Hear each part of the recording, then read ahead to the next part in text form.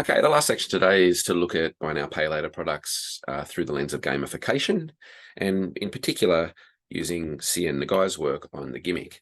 Nagai is a really interesting writer. She's particularly interested in the way that aesthetic forms affect us and the way they play roles in capitalist production and consumption. She's got a great book about three aesthetics: the zany, the interesting, and the cute, that she sees as driving many aspects of the way that we live today. A previous book called Ugly Feelings, and another incredible book. And this one is about the gimmick, a kind of meta aesthetic that she sees as the capitalist par excellence. So she uses a lot of examples from film and literature and points to examples like the Fire Festival and Google Glasses and, specific, kitchen utensils, all these kind of gimmicky things that we're sold.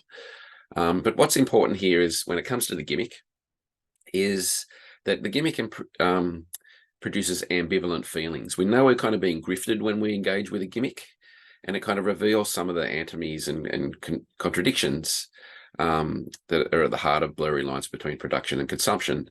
And it's particularly around like notions of labor, immaterial and effective labor, that we've looked at throughout the course. So this relates to gamification, and the gamification is the idea of the way that kind of aspects of gaming are introduced into various aspects of our lives, particularly to nudge us to kind of behave in various ways. And I think thinking of buy now, pay later products as a gimmick is particularly useful for this. So as the guy points out, the gimmick saves labor. The gimmick makes something about capitalist production transparent. The gimmick saves labor while also kind of creates labor. The gimmick makes something about capitalist production transparent while also making something about capitalist production obscure. And the gimmick is a dynamic event, but it's also a static thing. So in terms of saving labor, in terms of getting a loan, you don't have to go to the bank, you don't have to dress up, you don't have to get a guarantor, you don't have to do all those old school things you had to do to get a loan in the past. But, in terms of creating labor, you need to work more to be able to pay off the debt. You need to respond to the notifications on the app, and so you also, while you're on the app, performing free immaterial labor for the device that's gathering your data. In terms of what it makes transparent, usually capitalist work doesn't provide us with the money for the things that we desire anymore, if it ever did. When it also makes things obscure, though, it kind of shows us that wage labor no longer meets the demands of everyday capitalist life. In terms of gimmick as a dynamic event, you get to experience the pleasure of buying the thing, and then maybe you get to experience it again when it turns up in the post. But also the gimmick is kind of a static thing in this sense. The app's on your phone, you've got the debt, you can delete the app, but the debt's going nowhere. So importantly here, though, like the gimmick, it encourages a little bit of reflexivity from its user or its consumer. We know that it's a trick or a grift or there's something skew-if going on when it comes to a gimmick, and it kind of leads us to kind of feelings of ambivalence and doubt, along with things like pleasure and fear and risk and all that kind of stuff as well.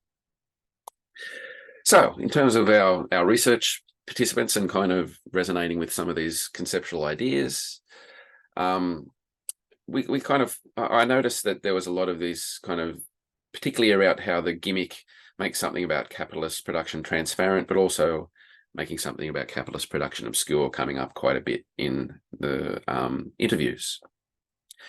So an example here is Haley talking about, really she didn't realize at first that buy now, pay later was a kind of form of debt. It just kind of feels like lay-by.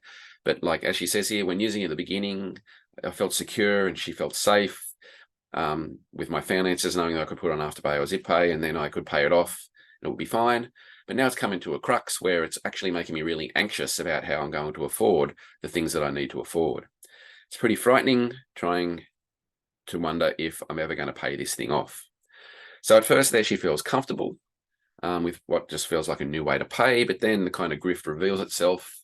The obscurity of the debt becomes transparent.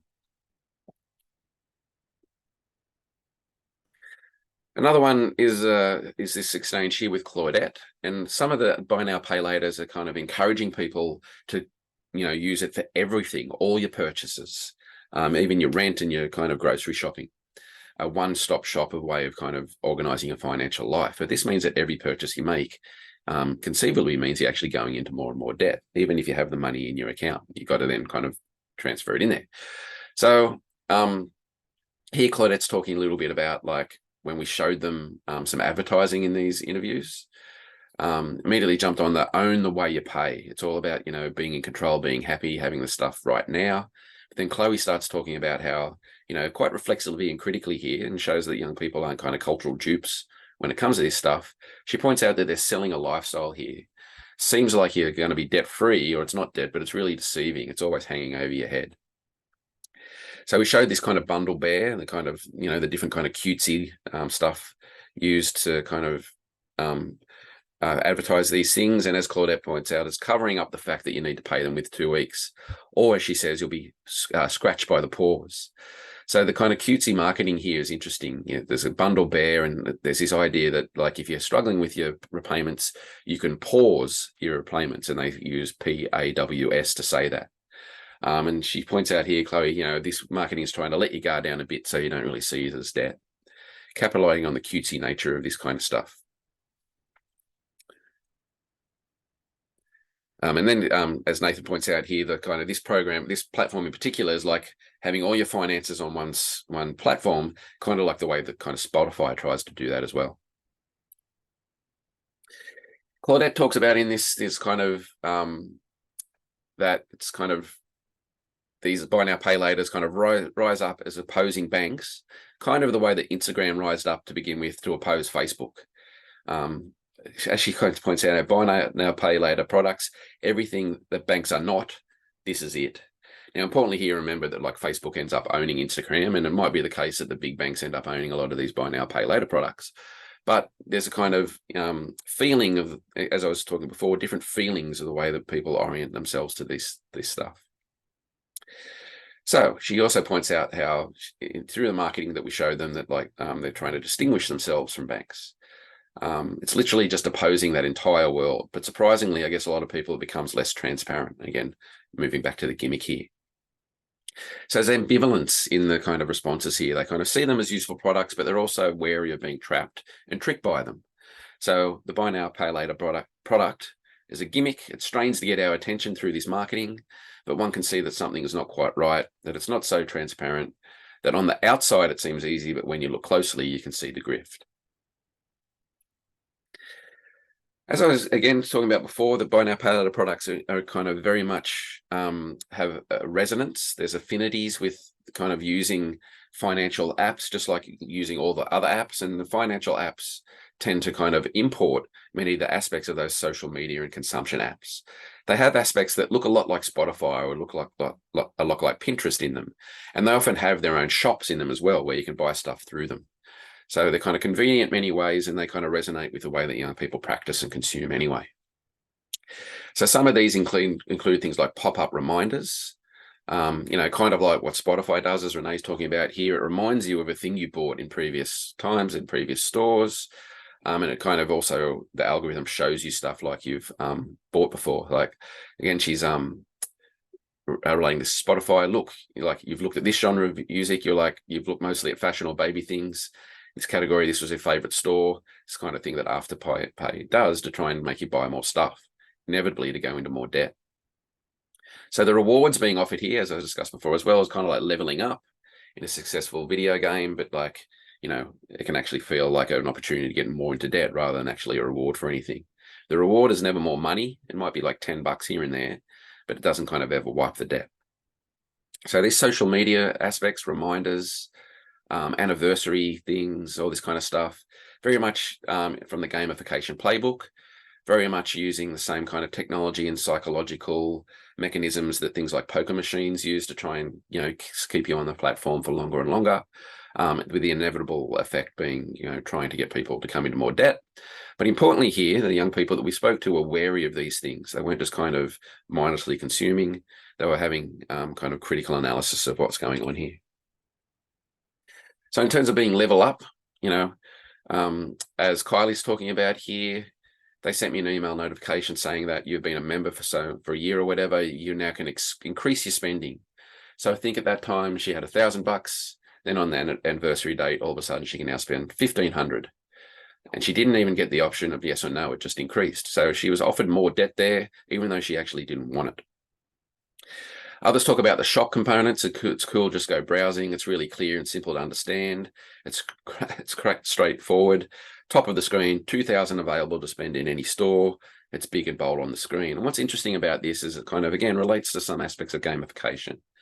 Things like, various, massive online games, the heads-up display to tell you how much health or ammunition you've got left. You have more if you're playing well. In this sense, $2,000, to spend at any store doesn't really read like a kind of limit. It reads like a challenge to spend more. These kinds of features are kind of relatively prevalent in many of these things. It's just like pressing a button. So as Haley says here, it doesn't feel like the money actually exists. I thought that was a safer way to engage with getting a loan because it doesn't feel like you're even technically having a loan. So the feelings that these things create here promote a quite different orientation towards debt and money than things like banks and credit cards again. So really, our workshop participants in particular weren't all that impressed by this kind of selling more debt as reward. As Chloe started to realize, it's turning into a bit of a game. It's like a point system, encourages you to spend. It actually discourages you saving money. So as Claudia here, it doesn't align to a value system. Again, a very much a moral economy going on here. Selling more debt as reward or the potential for it. Chloe finishes off this section by saying it's like, oh, I've got to reach that limit. I've got to spend more to make it, like it very much like that challenge I was talking about. So our workshop relationship, our participants here are critically engaging with the gimmicky nature of this reward. Like there's a grift going on here that they can see. They talk about how debt is not a reward, limit should not feel like challenges. So to sociologize and the guy's kind of gimmick rule about the obscurity and transparency stuff, the gimmick can be a form of manipulation and uses ads, gamification, that kind of thing to try and get you to buy more stuff. But the gimmick kind of can also create moments of reflexive self-awareness. If the manipulation doesn't work, it actually provokes critical engagement by our young people in the project. A particular thing that kind of was annoying was like the Uber thing to try and get more people on the platform. It'll give you $10 off the next purchase. Claudette was like, I would not want to invite someone. I think by using that, as Chloe said, if someone invites you here, they're a bad friend. Again, you can see the moral relations going on here. Interesting here that like there's a kind of imperative here to kind of look after each other and not try and get your friends to go into more debt. They don't want this free money. It goes against the notion of Homo economicus. They resent the gamified financialization of friendship, which also troubles the notion of Homo ludens, the idea that kind of we're more like gamers than kind of rational economic beings these days. And that's a whole other kettle of fish that I don't have time to go into at the moment, but like the very notion of nudges and stuff like that is increasingly being criticized. If you're interested in a popular culture podcast, the podcast If Books Could Kill, do a whole episode or two on the book Nudge that kind of really shows how vacant that idea is of any real purchase. Okay, to quickly conclude, to sum up the kind of things that I've been covering today, and you can check this out more in the papers and the reports that we've done out of these projects. Credit is a form of consumption, not just a gateway to it.